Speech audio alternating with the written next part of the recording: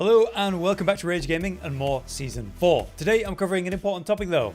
How do you get the aspects you need, specifically to get those high or even top roll aspects like this, but also in turn get the affixes that you're looking for with greater affixes at that to really enhance your build and make it as strong as possible. This will help you get the best set for boss farming and then longer term pit pushing too. This video is going to cover the best methods to double up on your tasks to get the best odds as quick as possible, but ultimately, as you'll soon find, all paths seem to lead to Helltide, but let's get into that properly. To get the best set, you're basically wanting to get the right pieces to drop. If you're hunting offensive aspects, well then you're going to be hunting offensive slots specifically, like gloves or weapons. These aren't going to have defensive aspects, they're not going to have resource gen, they're going to have offensive aspects on them, so if you're only rolling them, you're more likely to get the thing that you're looking for. Here's a couple examples of what I'm currently hunting for. I'm trying to roll chests as many times as I can because it's the only piece that can get that Golem Mastery increase. For me, that's pretty much the most important passive that I can get in the skill tree, so by getting more levels of that, I'm massively improving my damage. But unfortunately,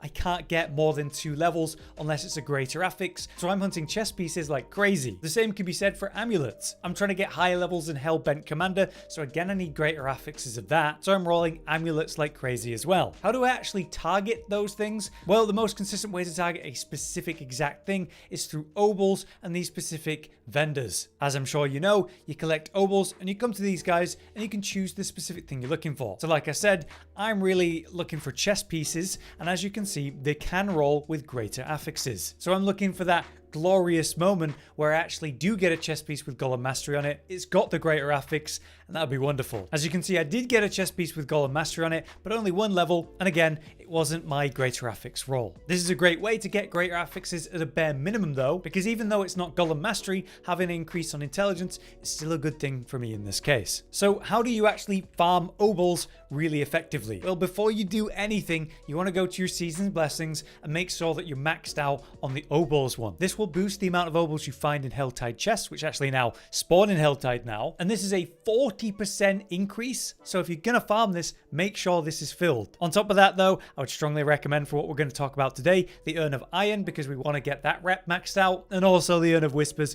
because we will be doing lots of Whispers too. You can take these out, move them around, no problem. It just costs gold to reallocate, and it's not a ton if you haven't already finished your Season Blessings like I have. So we have obals, but we also have whispers. When you hand in whispers, you're getting that choice of 3 options. Maybe you'll get an offer of a 1-handed weapon, or gloves, or a 2-handed weapon. You can pick any of those 3 and know that you're basically rolling for offensive aspects in that specific example. Technically, it's possible to double up on these 2 things, obals and whispers, at the same time, so we really want to do that. Not to mention, we want to be handing in whispers relatively often right now, because it's the most reliable burst of gold we can get. With how insanely expensive everything is at this point, we need so much gold, so it's good to even triple up on that. However, as I said, you're going to find most paths lead to Helltide. To farm obals, you need to be completing events. But there are other things that do reward obals. In Season 4, we can get a good chunk of them by opening Helltide chests. Look at this heavy weapons chest I opened. For 150 cinders, I got 65 obals, which is not a bad thing because I can open a ton of these chests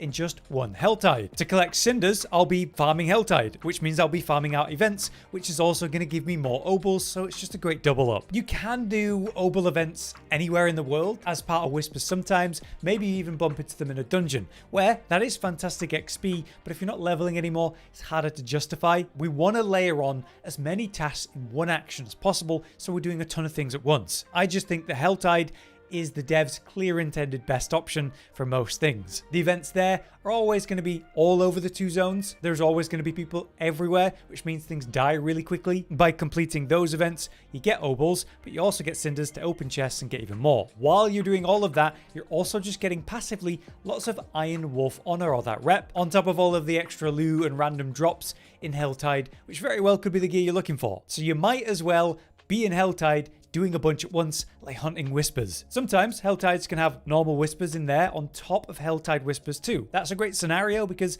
you're layering on even more at once. Maybe you're collecting motes to summon those mini bosses while doing an event, or spawning a corpse at a different whisper. All of that's collecting cinders at once, building Iron Wolf rep, and you're getting obals, so it's pretty insane. If not, there's still the 4 Helltide Whispers to do as normal as part of your normal Helltide, so that's good to do. Just be sure that you're activating this item, the Profane Mind Cage, because this gives you a 60-minute buff easily for the whole Helltide there. It increases the monster level by 10, but in exchange we're getting way more cinders threat gain too, so that'll generate the big bosses more regularly on top. These drop pretty often while you're doing Helltide stuff. I have like nearly 30 of them, so it's pretty much always going. There's no reason not to. It's also part of the season journey. On top of all of that, there is the new ritual site in each Helltide zone. These are going to be active relatively all the time. You can see it pulsing or pinging on the map when it is. It's easily the best source of aspect drops on repeat if you don't want to faff around with whispers or direct cinder farming or even think about your Iron Wolf rep. Just spamming these rituals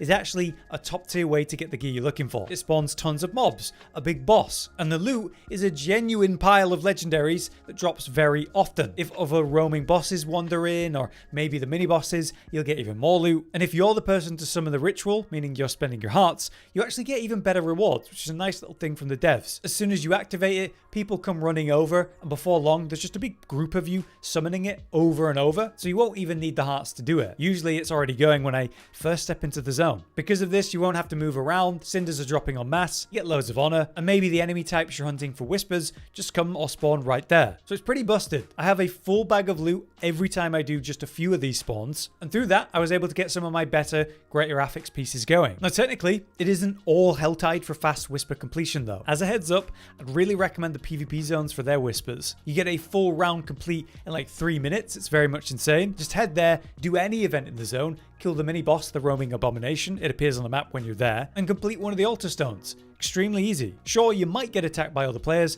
but it's surprisingly uncommon with how PvP is pretty much left in the dust by the devs right now. Most of the time, I don't even see another player while doing it, or I intentionally avoid them. And so because of that, it takes a very short amount of time. So you just go into the zone, check where the abomination is, go kill it, bring that currency to an altar, activate that, maybe do an event on the way or after, and then you're in and out super quick. These whispers are really efficient, but they're only up like every 2 days, so you can't do them all the time, but when they're available, absolutely do them. I should also highlight the one-time rewards you get from the Iron Wolf reputation progress. It's just tons of different rewards each time you level it up. And we're all going to want to do this either way. When you complete it, that means one more spark for your uber unique craft, and you need to progress it as part of the season journey for those rewards too. It just means a pile of legendaries, uniques, and very valuable consumables and currency as well. The fact that most of this gear farming will passively level your Iron Wolf rep is definitely one of the better parts of this process. The last thing I can also recommend for getting piles of legendary drops to get your aspects, to get all the gear, it's the ladder bosses. The tormented versions are the best. In exchange for 3 times the mats, you have way more loot. Just 2 of these kills is usually enough to fill my bag and then some, but obviously that requires a lot of the summoning materials. I can't really say, oh yeah, just farm this. I just want to highlight that it is a fantastic source, and arguably it would be the best if you could just infinitely do it. Summoning them is definitely not so straightforward though, so second to that is definitely the ritual farming in Helltide. Though even the regular Andariel and Duriel will work great for filling your bags with legendaries. Having said that, personally I found most of my good greater affix gear from hunting Torment, Andariel and Duriel though, so it is worth mentioning. But yeah, that's how I've been working on my gear sets so far. I've got some seriously good greater affixes already, some top roll aspects, and a very good set to kind of build up at this point. I hope these different options and the layering them on top of each other method helps you, but if you guys have any extra advice, let us know in the comments. For now, I've been Hollow, you've been you. Thanks for watching. Josh, Cotton, and Hollow with the videos, dropping the humor like a hammer on your tippy toes, bringing entertainment on a daily arrangement to take our insanity and turn it into entertainment. Yes, I said entertainment twice, to reiterate that it is nice to look into your faces on a mostly daily basis when you let us in your homes to make the whole world a stage. Goodbye.